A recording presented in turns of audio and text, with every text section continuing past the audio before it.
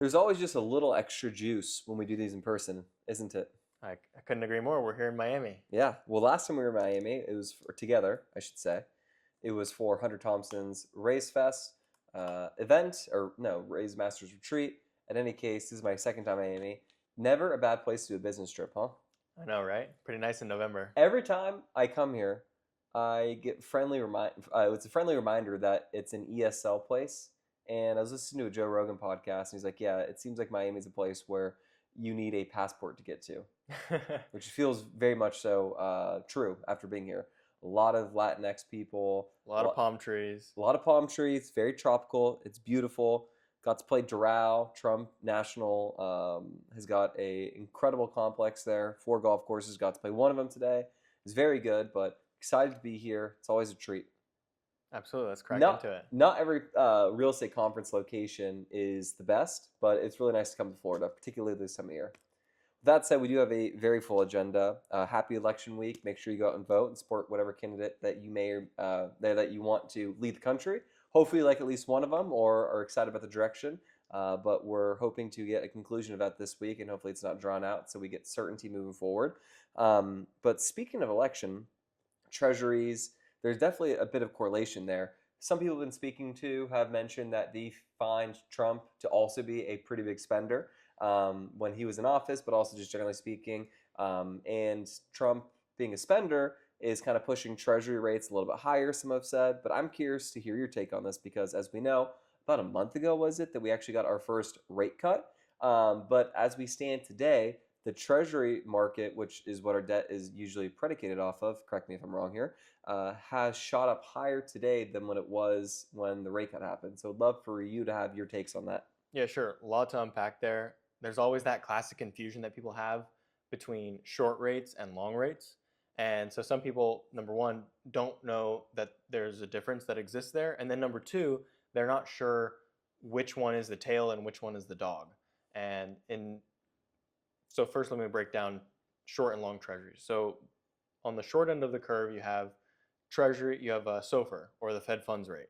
And obviously the Fed directly controls the Fed funds rate. So when the Fed cuts rates, that's going to bring down the Fed funds rate, and it's also going to bring down SOFR. And so if you have a short-term loan or a floating rate loan, that's going to be priced based off of SOFR, and that's going to adjust every single month. And that's why it's a floating rate loan, because it readjusts every month. Now, when you talk about borrowing long-term, such as you are buying a house with a mortgage, or if you're buying commercial real estate with a 5-year, 7-year, 10-year loan at a fixed rate term, that's going to be priced based on treasuries, and we call those long rates because 5-year loan, 7-year loan, 10-year loan, those are long rates, and then SOFR or a short-term loan, those are short rates that adjust on a month-to-month basis. So those are the differences, and so they don't move in lockstep, which is something that people don't always appreciate because they think, oh, the Fed cut rates, well, doesn't that mean my mortgage comes down, right? And they might experience that in their economic reality, but it's not an economic truth because in the reality, the Fed controls the Fed funds rate and then short rates, but they do not control the long end of the curve, at least not with monetary policy.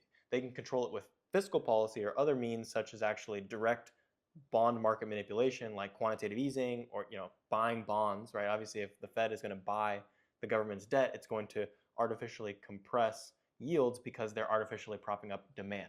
So that's all the complicated stuff that's going on behind the scenes. But at a very basic level, just because the Fed cuts rates doesn't actually mean that the long end of the curve, which is what you and I want to see come down, is going to go down. And actually, historically speaking, there's precedence for a rate cut to actually cause rates to go up, at least in the short term, because it can provide relief to the market and the market can kind of go, and have an exhale.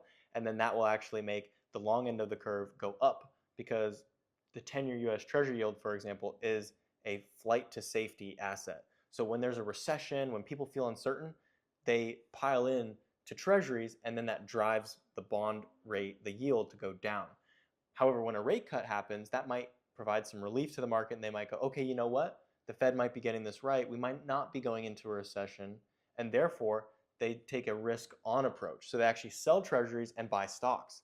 So we've seen a great rally in stocks. I mean, really, stock equities have been an amazing place to be over the last Stock market's 18 been months. so hot. Yeah. So, but what we didn't expect is just how high and how aggressive the rates, long end of the curve that is, go up. And over the last, 6 weeks max, we've seen long end of the curve, 5-year, 7-year, 10-year Treasury yields go up 75 basis points. Now, that might not sound like a lot because it's just, oh, well, it's 0.75%.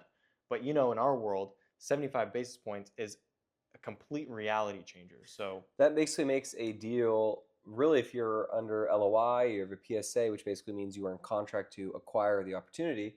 If that in fact happens, it goes up 50 basis points, 75 basis points. It gives me shades of a deal that we were looking to acquire in Dallas, but unfortunately, with the deal materially changing like that, with the numbers kind of being thin and kind of a changing and turbulent market, we didn't feel comfortable with investors' dollars in it. We are going through a raise right now, and we're not comfortable with where it's at. We are confident that between now and closing, which is you really rate lock, the week before closing, the week of closing, that it will kind of come back down. But for this moment right now, it's definitely a little bit unsettling. But if you had to guess right now, and I just pulled it up, did double sourcing here, what do you think the 10-year Treasury is at today? Maybe you peek and cheat, and I know you have it on your phone, but do you know what it is right now?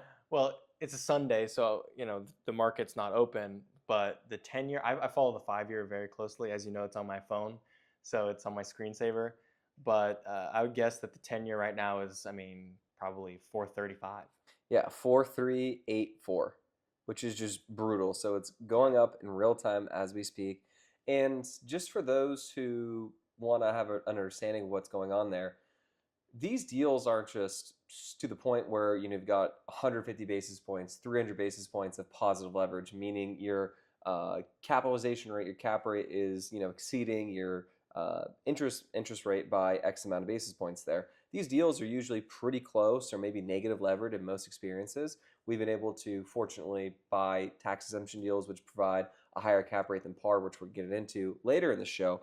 But for the run up to go up 75 basis points is very challenging. And one of the reasons why it's challenging, not on just the deal that we're in right now, but for every opportunity we put an LOI out for, it basically means that that offer is null and void and no good because we wouldn't feel comfortable transacting on that opportunity with the debt currently today. So the problem is not where the rates are necessarily. I think we'd like them to be low, but it's all good. But the issue is that pricing comes down slower than how quickly the volatility up or down the treasury market and interest rate market is, unfortunately, which is why there's been really, amongst many other reasons, but I think particularly of late, why transaction volume has really gone down. I think that coupled with the election has made really every deal or every seller just say, hey, I'm going to punt this one. Hey, I'll do an off-market opportunity for maybe a sucker that would pay the price. Whatever it may be, this is just really causing transaction volume to be halted, which is a really big bummer for someone like us, for groups like us.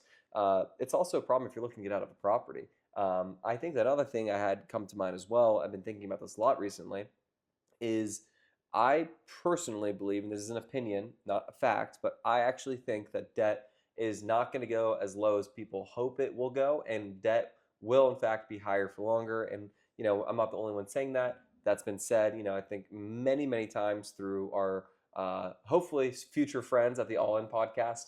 They're talking about debt being higher for longer. I think where Treasury is pricing in right now, it'll be higher for longer. Some of the economic information though and data, it's like, are we in a recession? Are we not in a recession? I have my opinion, but I don't know if my opinion is just personal and not factual. But the stock market's up, GDP numbers were okay, but then the job report just came in, that's going to get marked down. So I know I give you a lot to chew on, but can you kind of extract a couple thoughts there? Yeah, a lot to chew on. You hit the nail on the head as far as transaction volume. We're heading towards the end of the year. It's already the start of November, and with that, like you said, election is right here. We've seen a tremendous climb in rates, which creates a lot of uncertainty and repricing. So this is so long story short, a lot of sellers that have been wanting to go to the market or even hit the market are pulling their deals, and the broker saying, you know what, let's shelve this opportunity. Let's remarket next year when there's more stable ground.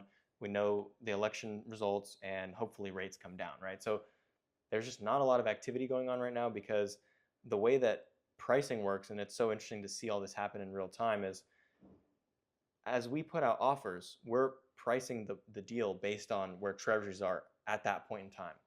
So it's live feedback. So like you said, I'm looking at my phone every day to see where treasuries are because that's going to actually immediately impact the price we're willing to pay for an asset.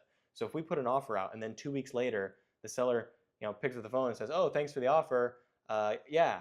Well, if treasuries moved up 25 bips in that period of time, we might not be inclined to actually honor that original offer.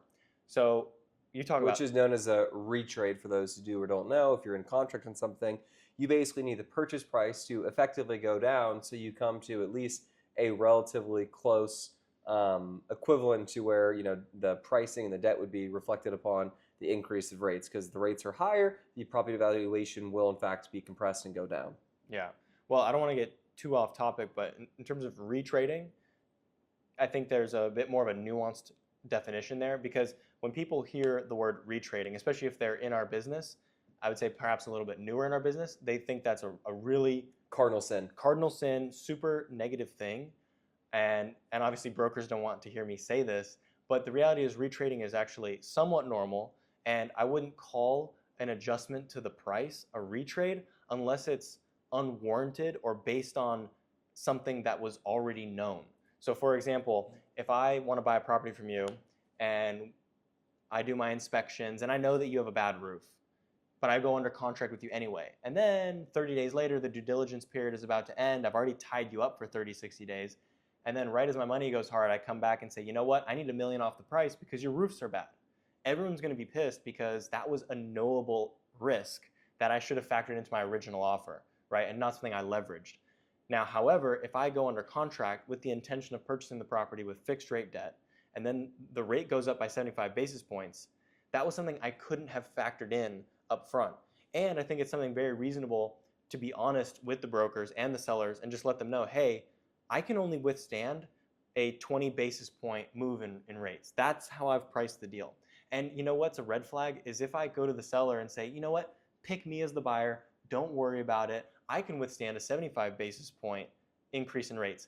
Guess what? That implies to the seller two things. Either you're a liar, or two, you have way too much juice in your numbers and you're not actually offering your highest price that you can afford. And so both of those things are no good. So it's just better to be honest. And if you present a price adjustment or a retrade down the road based on legitimate issues that come up along the way, I think you can do that and preserve your reputation in the market. That's, it's going back to this, controllable and not controllable. You can control having good due diligence. You cannot control the treasury market going wild in the wrong direction. On the contrary, it's really fun when treasuries are going down and you maybe underwrote 6% and you game at 5.5, kind of like what we did on Cortland Med Center, now known as Lakes at 610. But you live by the sword, you die by the sword. It's just a very frustrating time though for everyone involved. It's volatility that kills transactions. It's not high debt or high prices. It's just the unfun and unfortunate sake of the circumstance on the movement, which is not going in the right direction, which causes the problems. So any other treasury thoughts you want to unpack here? One final, actually, let me say that back. I'm gonna steal your answer here, or steal an answer. One interesting thing about what we do in the marketplace can differ from maybe a lot of people who've got money in the stock market, stockbrokers. They might check the S&P 500, the Dow Jones, the NASDAQ, maybe whatever stock that they have. If they've got Tesla stock, Apple stock, so on and so forth. They check that religiously. If you're in the real estate world, you're checking the treasury market religiously. It's funny, the first thing I probably do every single day when I wake up is I check Pensford letter to see what's going on pertaining to the treasury market, the debt market. I don't know if you can relate to that, but it's just the nuances. If you're an investor in the investment space, kind of like us, if you're a stockbroker, so on and so forth, you just check different indicators. Yeah. So the funny thing is if you want a solution to that problem, then you could just become a floating rate borrower, because it's actually it's a little bit counterintuitive, but the reality is if you're a floating rate borrower, then your rates are more stable on a day-to-day basis. Which is funny to say because obviously the whole thing about floating rate debt is the volatility associated with your rate floating. So it's counterintuitive, but the funny thing about that is if you're a floating rate borrower, your rate, while will fluctuate through your hold period, is pretty much set and knowable from the time you go under contract. The problem with fixed rate debt is you go under contract assuming you're going to be able to get a fixed rate loan of 6%, and then rates run up on you, and now you're looking at locking in a 10-year loan at 6.5%. So while under contract, from the time that you want the deal to the time you lock the rate, a lot could happen, and that consequence is a 5-year, 7-year, 10-year consequence, because you're talking about locking in the rate for that period of time.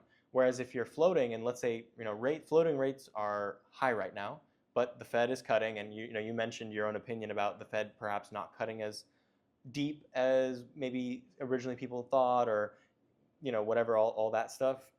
But there is consensus that the Fed will cut rates. So if you are a floating rate borrower, you could close on a deal today knowing positively or happily that your rate's going to come down over your hold period.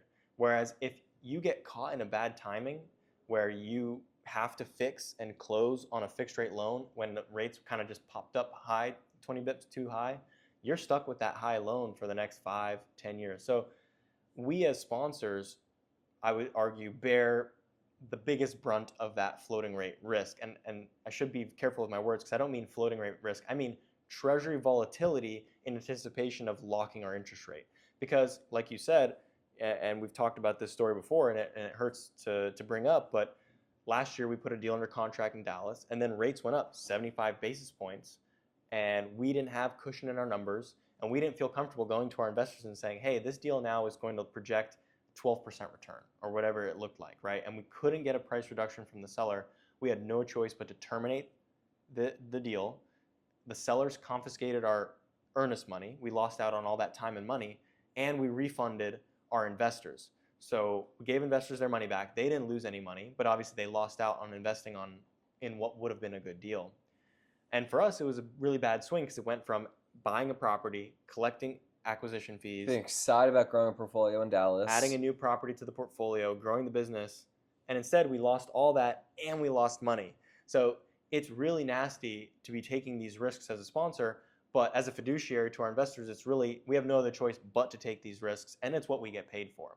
So that's one interesting dynamic. The other interesting dynamic as far as Treasury volatility that I want to share before we move on is the idea, I was getting to this earlier, then I got distracted by your Retrade comment. Every day we put out offers, and we put offers out based on where Treasuries are at that time. And we usually bake in maybe a 10 or 15 basis point cushion there, right? We want to have a buffer just because of the daily fluctuations of rates. It's very abnormal for rates to move 25, 50, 75 basis points in the span of a month. It's ridiculous. It makes it very difficult to transact. So we have to adjust our pricing on a day-to-day basis given Treasury volatility. And so we're not alone in that. We're a buyer just like any other buyer who's doing the same thing. So it's just interesting the way that buyers react immediately to Treasury volatility or moves in Treasuries. However, on the sell side, as a seller, you're not going to be as willing to move your sales price based on the daily fluctuations of Treasuries, right? You're not going to say, my property's worth $50 million, and then Treasuries go up the next day and you say, my property's worth $49,750,000, right? A seller in their head thinks, my deal's worth $50 million. The number is the number. The number's the number, and that's what I'm selling for. And that's what makes kind of the disconnect between buyers and sellers occur, because buyers are adjusting on a daily basis, and then sellers are much slower to react. So in an environment where Treasuries are rising, there's a lag effect where buyers can't make sense of deals because they're reacting to the data immediately. Sellers are looking in the rearview mirror and are being stubborn, and that creates a bid-ask spread. Now, like you alluded to, we've actually been really blessed this year to have caught Treasuries on the downswing every single deal we've locked rates on this year.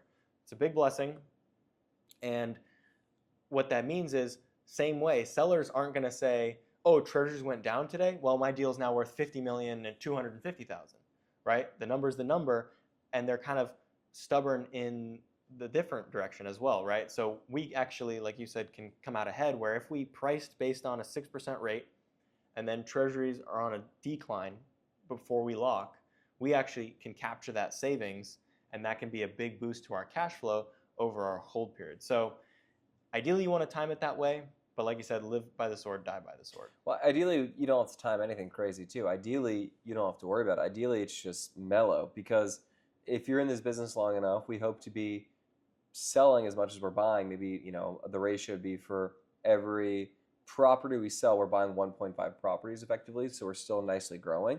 But that will affect us on the exit as well in some of these deals at some point. So no one wants that to happen, just to be clear. It's not a fun situation. I think we'd rather have more creative debt than not, but it's just very frustrating. It's something that we as sponsors have to work through, educate our investors on. One of the most frequent questions I get is, hey, have we rate locked yet? When it's, months in advance, like midway through the process, because maybe they heard or saw an article about, debt being good someday, or maybe there's a, downward movement in Treasury, something of that nature. There's some misnomers there. Can you just talk about how the rate locking process works just once more? I don't know if we have in the future or in the past before, but would really love for you to just maybe debunk some of the maybe potential myths there and how that kind of all structures. Yeah, so generally speaking, when you talk about specifically agency debt, which is what we primarily borrow, but I would say most commercial debt is this way. You get quoted a rate, but that quote is not an all-in rate. So the lender isn't saying, all right, I'm quoting you a 6% rate. What the lender is saying is, I'm quoting you to make the number simple, a 150 basis point spread above the 5-year Treasury, 5-year US Treasury yield, right? So that's their quote. They're not promising you an all-in rate of 6%. They're saying Treasuries today are 4.5%, and we're quoting you a 150 basis point spread on top of that, which just so happens to be a 6% rate. So if Treasuries go down to 4, you get 4 plus 1.5 equals 5.5. And that's how you can have the fluctuations through the time you get, between the time you get quoted and the time you lock. And like you mentioned earlier, it takes quite a while to lock an interest rate because there's a ton that goes into it. You have to get the legal all ironed out with the lender.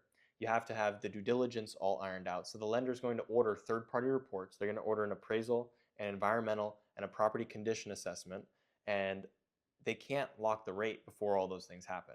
And also, until your org chart is baked, until they approve of the major investors, the loan guarantors, they have to look at my bank statements, they have to check my credit, they have to do all these things.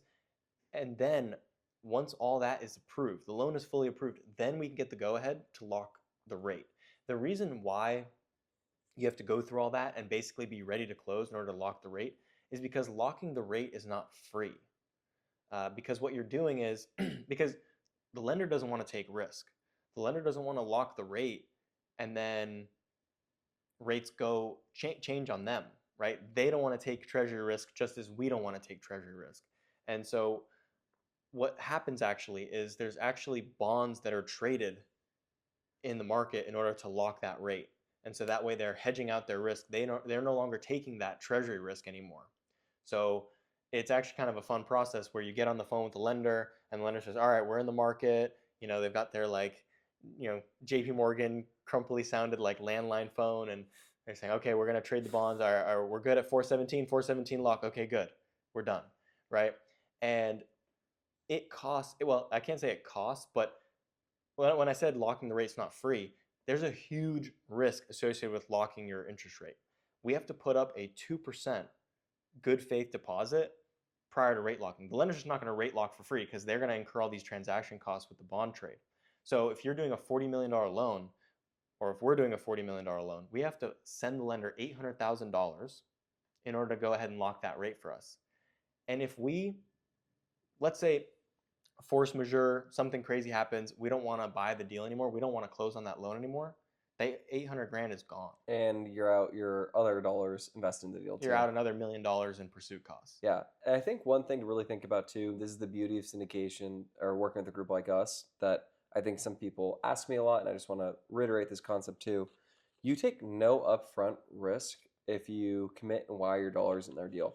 So essentially, let's say if the world goes to, a crazy spot, the debt market goes wild, we don't get the exemption on, property tax exemption on our deal. You don't take any risk. You don't bear any downside on that. Those are just dollars that we eat as a sponsor. We, of course, are going to make a very healthy amount of dollars when the property sells and we do well, but we also bear 100% of the downside should we not pull through with something and we lose, transaction cost dollars there.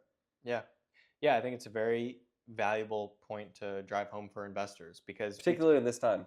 Especially in a volatile time like this. And also volatility is where opportunity is. So there's still, as much as we're kind of bemoaning the challenges in the market today, I think both of us No, are still very excited about all the this opportunities. is the best time to buy. The best times to buy is when most people can't, right? I truly think that. Now, maybe we're the sucker that's buying, but I think dollar cost averaging is a smart play. But another thing to kind of bring it round trip here is very few groups are truly in the market right now because they've got legacy issues or they don't really have a way to make the numbers really make sense to Or work they out. can't capitalize the deal. They can't capitalize on it, or they've got to raise 60%, call it.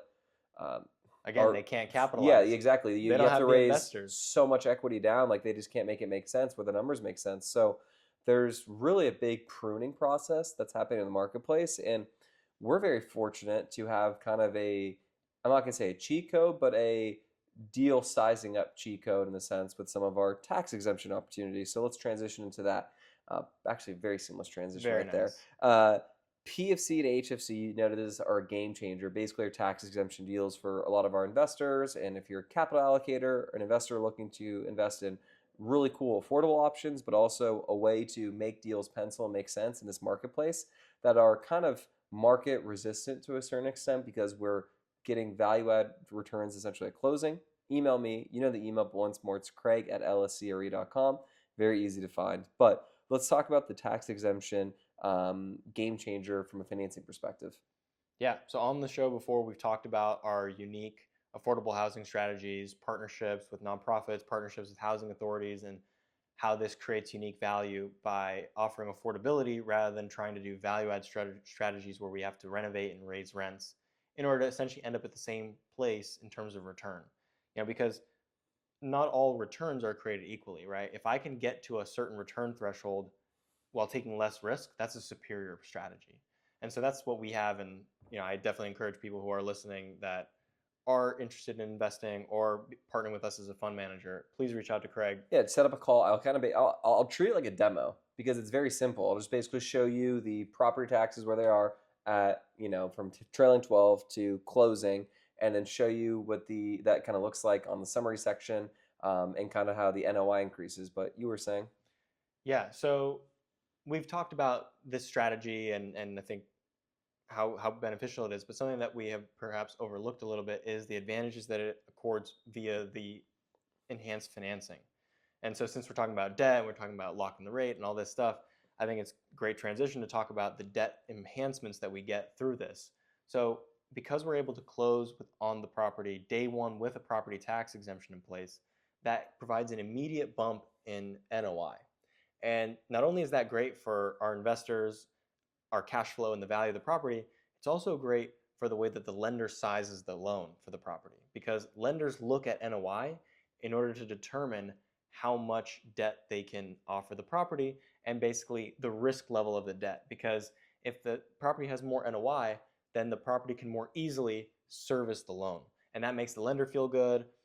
Oh, and then you throw on top of that because we're doing a mission-driven, affordable housing strategy, that's in line with the agency's mission to further affordable housing. So they give us price breaks and enhanced terms as well. So through better terms such as more interest only, lower interest rates, and higher leverage, because of how well the property sizes from a debt service coverage ratio perspective, right? That's just simply the ratio between how much income the property has and the cost to service the debt, right? When you have those things put together, you get superior debt. So not only is the deal superior on an unlevered basis, it's also that much more superior on a levered basis.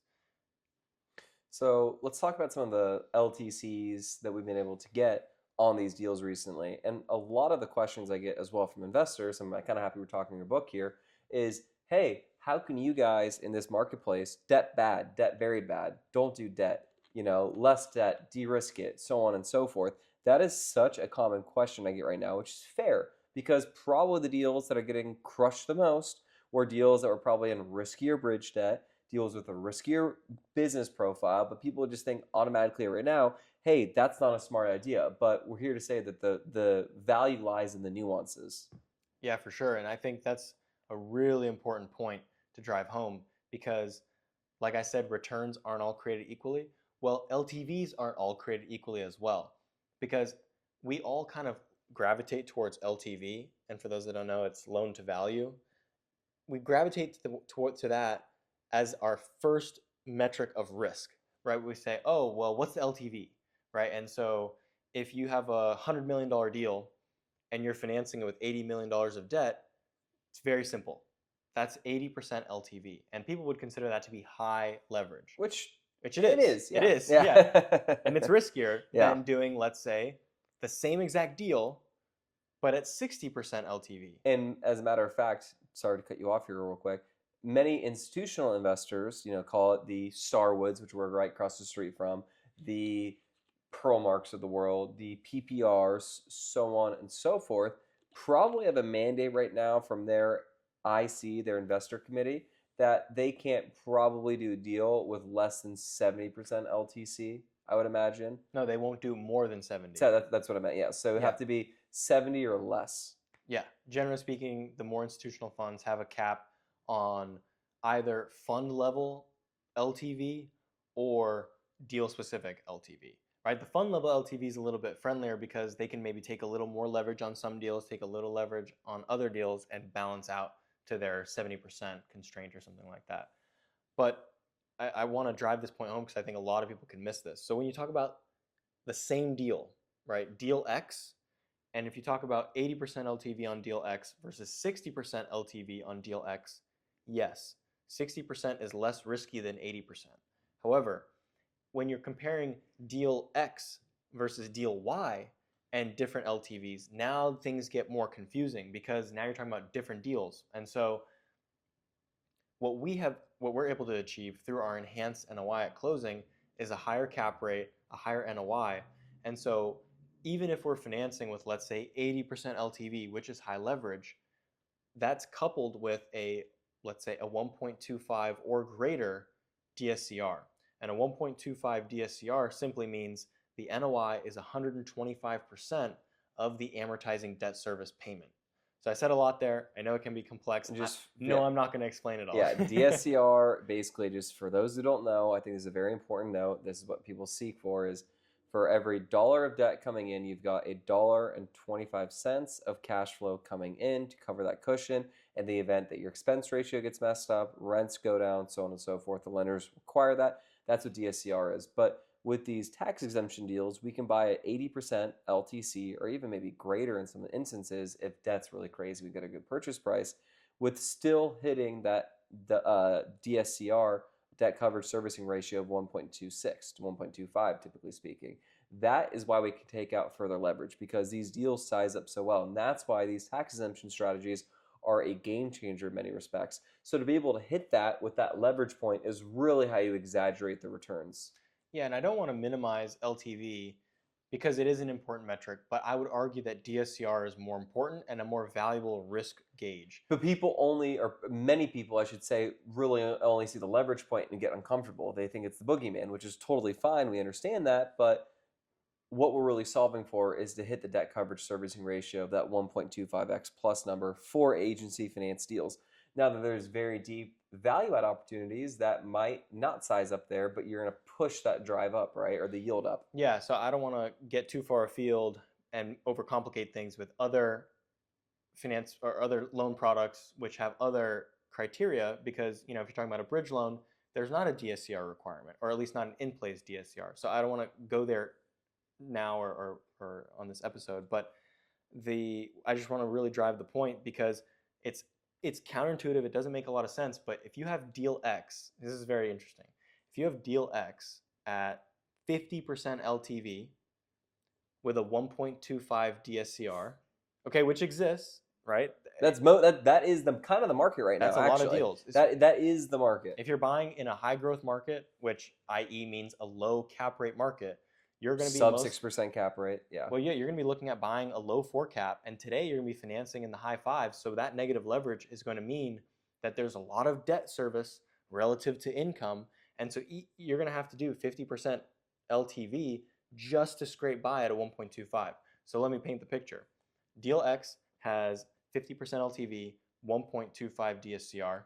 Deal Y has 80% LTV and a 1.35 DSCR. So there's not necessarily a right or wrong answer, but let me just ask you, which deal do you think is more risky? Well, can you listen one more time, please? Because 50% LTV, 125 cover versus 80% LTV, 135 cover. well, the riskier deal would be the one with the lower DSCR, of course. So you think the The 50% LTV? yeah. And I probably would agree with you. And I would say probably most people, if they really broke it down, would agree as well. The challenge is, like you said, people are going to be fixated on, well, 50% leverage, the property's worth 10 million and I'm only putting 5 million of debt on it. That's super low risk, right? But you have to look at the cash flow situation at the property. And so here's the thing. What does LTV protect you against? LTV protects against fluctuations in value. What does DSCR protect against? DSCR protects against fluctuations in cash flow or in NOI, right? And I would argue that fluctuations, what you want to protect yourself against fluctuations in income much more than you want to protect yourself against fluctuations in value, because you can ride out periods of declining value, because if you're not a seller, you don't care what the value of your property is, right? But the worst thing in the world that could ever happen is a drop in income that would then force and dictate a sale, because that means you're going to actually lock in that loss and you're going to lose money. But if you bought a property for 100 million and then it fluctuated, let's say market crashed and the property's value dipped to 80 and you financed at 80% LTV, your investment your equity investment went from par to zero, right? So on paper, you've lost your entire investment. But if you hang on and you don't sell, which, I mean, this happened, right? From 2022 to 2020 Today. to today, well, it means already values have gone up a bit, but plenty of properties have lost 20% of their value. So a lot of people have lost their entire investment. But until they're a seller, that's just on paper, so it doesn't really matter. But it would matter if you don't have a positive DSCR and you don't have a way to service your debt and stay afloat. If the lender forces you to sell, or you don't have the cash flow to stay alive and you're forced to sell, then it's going to make you become a loser. So I would say that you do... Big loser. Big loser. DSCR is more important than LTV, but you can't take this argument to its extreme, right? Because let's not go crazy here and ignore the fact that lower LTV is better, right? Like, again, all else being equal, like now if I bring back to my example and I say both deals have a 130 cover, then of course you're going to say the one that lower LTV is lower risk. Yeah, but it's funny because the leverage points, if the deals both perform the same, naturally the lower the deal with less LTV is going to dramatically smoke the other deal out of the waters, because dollars put in for X put out is going to be dramatic. The higher LTV is going to smoke it. Correct. Yeah, that's what I meant. What's actually really interesting, and this thought escaped me and it just came back to me about the Treasury note, everything going on there. One of the problems that actually happens when Treasuries are where they are right now, specifically short-term Treasury notes at like the 2-year note at about 4.2% roughly, your deals need to be really freaking good for people to basically say, yeah, I'm going to take a risk actually and lose my money here versus basically making 4.2% for free. Guarantee, essentially, right? Kind of nuts to think about. So that's kind of a challenging point in the market cycle that, that we have to provide and solve for there, is when the Treasury markets do go up, debt goes higher, investors' options start changing. Yeah, I really do take issue with this argument. It's a pervasive argument. A lot of smart people use this argument, right? They go, think about a billionaire, right?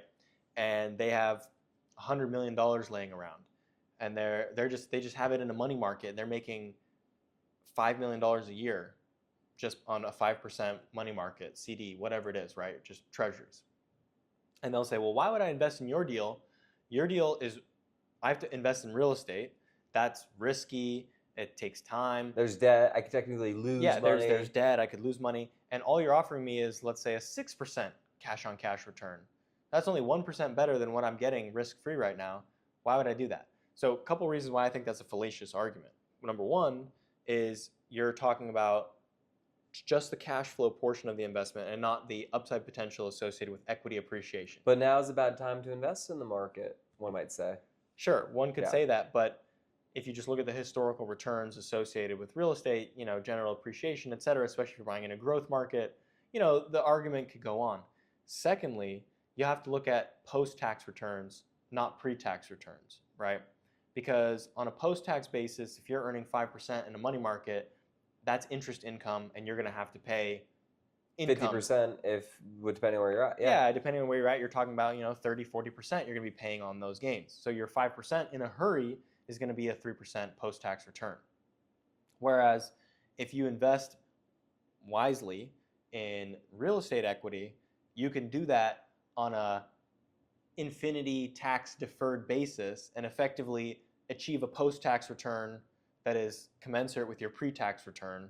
So let's say the deal is pitched at a 15% IRR, and you say, you know what, I don't really believe in that because now's not a good time to invest and the sponsor's too aggressive, so I'm going to say it's 10%. But I believe in real estate equity's ability to be a tax shield for me, and I can get these gains tax deferred through depreciation, through 1031 exchanges, and I can effectively achieve a 10% post-tax return. Well, that 10% looks a whole lot better than that 3% post-tax return, obviously, right? But the cash flow is not going to sound too dissimilar on a pre-tax basis. So I take issue with the argument. I don't think that real estate equity should be benchmarked against cash rates. Fair enough. So let's get on to another topic. Speaking of debt, speaking of this, that, there's a multifamily myth, which is, rate caps. So let's go through that. I think you had a lot to speak on this topic, so let's get into it. Oh man, where do we begin? So to set the stage, for those that don't know, an interest rate cap is a hedging instrument that often lenders require borrowers to purchase when they're borrowing floating rate debt. And it makes sense because as a lender, you want to make sure that your borrower is in the best position possible to pay your loan. And so if you're going to offer someone a floating rate loan, you want to be protected in the case that rates go up a lot.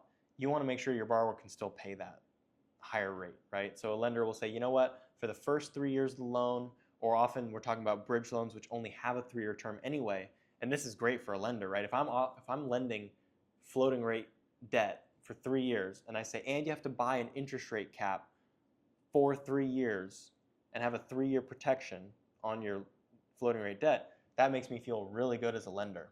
And the way that an interest rate cap works is the borrower goes to a third party, another bank or a hedging provider, and says, okay, I need to put a cap on my floating rate risk. So rates are, let's say, well, today they're super high, but let's say they're lower. Like, let's say SOFR is 2% today, and I only want to withstand a 2% rise in SOFR. So I want to buy a ceiling. I want to buy a cap at 4% SOFR. So that spread there, if SOFR rises and actually exceeds 4%, then the hedge provider is going to start chipping in and paying you the delta.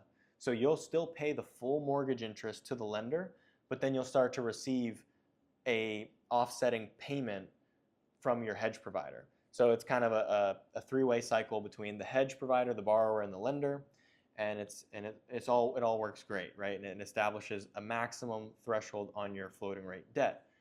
The problem with all this is these hedges aren't free. When you go to that hedge provider and you say, hey, I'd like a ceiling on my interest rate, they go, great, now give me $2 million, right? Or whatever it's obviously all based on percentages, right? And the cost of a cap is based on two things. Well, a lot of things. But it's based on the strike rate, so where do you want your ceiling to be relative to where rates are today. It's also based on what the market believes rates are going to be in the future, right? Like today we have high rates. So if you wanted to buy an interest rate cap at today's SOFR, that's going to be quite cheap because actually the market consensus is that SOFR comes down. So the hedge provider is unlikely to actually ever pay you any money. So what could happen is you're basically buying a cap, you're buying that protection at today's rate, and it's very likely that the hedge provider actually never pays you a dollar. You just paid them money for the protection. It's like insurance that you don't use, right? And so, but if you buy an in-the-money cap, so you buy a strike rate that is less than where rates are today, it'll start immediately paying you out. But of course, it'll cost more money. So the cost of the cap is going to be based on the duration of the cap, right? Obviously, a 2-year cap is going to cost more than a 1-year cap. And then, of course, the strike. And then the big factor here also is volatility, the unknown, right? Because a hedge provider wants to cover themselves in the case of an unknown, right? They need to protect themselves in case, what if rates actually do go up even though the market thinks it's going to go down, right? So you're always paying for that implied volatility there.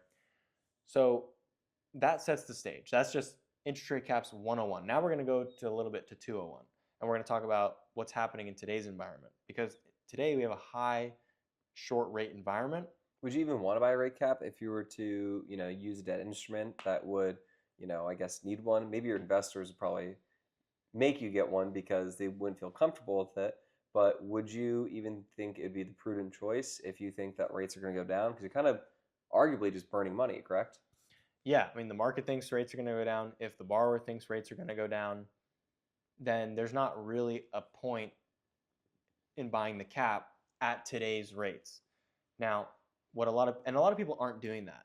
A lot of people are buying interest rate caps today at called in the money. So they're buying a cap that will begin paying out month one. And so let's say SOFR today is 5. A lot of people are buying caps at 3 or 2%.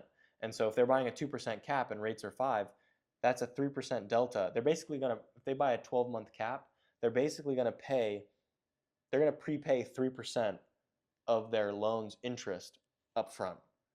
And then it's going to create an artificial fixed rate loan for them because for the duration of the cap. So if you do buy the strike at 2, you've now artificially lowered your rate ongoing on a monthly basis to 2% plus your spread. Let's say the spread is on a bridge loan, spreads are 350. So your rate's now artificially brought down to 5.5%, but it costs you like 4% of the loan amount up front. So if you're borrowing, $10 million, you had to pay 400 grand for that cap. So it's a lot of money up front. And what that's going to do is it's going to trade, stay with me on this, it's going to trade total returns in exchange for enhanced cash flows artificially, right? It's kind of like basically doing a 2-1 or 1-0 buy down for anyone's buying a house, anything of that nature, right? You're basically teasing it down, correct? Yeah, you're not like fundamentally creating more cash flow, but you're artificially creating more. You're financially engineering more cash flow because you essentially just prepaid interest up front, and now you get to enjoy higher cash flow ongoing because you have an artificially lower rate. And this is great. What product do you need to have this kind of instrument go to place for debt? You need to borrow floating rate debt and then purchase a in the money interest rate cap. So what about bridge debt though? Do you need that as well for bridge debt? No, it just needs to be floating rate debt. Okay. So it could be a long-term floater, it could be a short-term floater. So what's the difference between, I guess, that, because rate caps are expensive, and then also let's go to bridge when you kind of do a synthetic bridge, right? Because they're kind of similar in some respects. Is that correct, or am I mistaken? Well, the vast majority of bridge loans are floating rate. So all this stuff mostly applies to bridge loans because a lot of people, especially today, are not borrowing long-term debt that's floating. And there's a few reasons for that. But recency bias being the largest. Recency bias is a big one. The way that those loans size very unfavorably because you're sizing based on today's rate rather than the fixed rate equivalent. So because we have an inverted yield curve, when you talk about SOFR versus the long end of the curve, it's inverted. So you can actually get, on today's basis, you can get cheaper fixed rate debt than you can floating rate debt. Now, over time, of course, the floating rate loan should come down, so maybe it averages to costing about the same as the fixed rate. Theoretically speaking, that's how finance should work. But today, you're going to have a higher interest rate, so the lender is going to penalize you for today's higher interest rate on the floating rate basis and not give you as high of LTV, going all the way back to our discussion about debt service coverage ratios, right? You're going to be penalized because you have a high in place rate today, which is then factored into DSCR. So I just want to hit that point again because I think it's not easy for people to understand. Not all cash flow is the same. If I'm talking about financially engineered cash flows by way of purchasing a deep in the money interest rate cap, I'm going to, yes, have higher cash flows, but it comes at a cost, and that cost is higher upfront costs. And what do higher upfront costs do to my deal? It increases my basis, right? So if I'm buying the deal for $15 million and I'm financing the deal with $10 million of debt and I had to pay 400 grand for that rate cap, but it's not gonna be 400 grand because I need not just a 1-year rate cap, I need a 3-year rate cap because that's how long my deal is gonna be at minimum. So now I take 400 grand and I times it by 3, $1.2 million of cost up front. if I'm using $5 million of equity to buy this deal, I just added 20% of my equity just so I could manufacture these higher cash flows. What that's going to do is it's going to make it harder to make a profit on the sale, because now I need to sell the property for an extra $1 million just to be able to make the same profit as if I were to have not used the interest rate cap structure. So I think this stuff is very difficult for most investors to actually dig into a deal and figure out what's going on and understand, are these cash flows legit? How do I compare apples to oranges across different deals? Because you might see deal X and the sponsor saying, hey, this deal is a 7% cash flow. And then another deal is, hey, this deal is a 5% cash flow. And what, that doesn't tell you the full picture, because the 7% could be based on doing all the CapEx up front, which is another financial engineering thing we can discuss, as well as buying a deep in the money interest rate cap to have an artificially low interest rate to manufacture higher cash flow. Meanwhile, the cash flow at the 5% deal Y, for example, could be no interest rate cap, and you could be doing your CapEx out of cash flow, which again is going to reduce your cash flow available to distribute out to the investors. So there's just so many ways to look at cash flow, manipulate cash flow. There's even more ways to manipulate IRR, right? Because we all know that we can push our finger on the exit cap button and all of a sudden our IRR That's looks on the better. front end, of course, not obviously during the deal process or on the exit, just so we're clear here. Yes. Yeah. So yeah, I'm kind of starting to branch out into a lot of different topics, but yeah, I think the big takeaway is definitely on interest rate caps and the way that you're basically prepaying interest, which builds up your basis, which makes it harder to make a profit on the back end, but makes your cash flow look better in the short end. Makes sense. We could go on forever today, but we should probably end it here. Any final thoughts? No, I think those are some good bars. Yeah, we've got a lot left to podcast about, so we'll be having several in-person podcasts for the people. Always better in person. Thank you for your time today. You crushed it. I'm still marinating and thinking about a lot of the concepts talked today, and I'm sure they're going to be circulating with me for a bit, and hopefully the audience here. So thank you so much for listening, and we'll see you soon with a new president.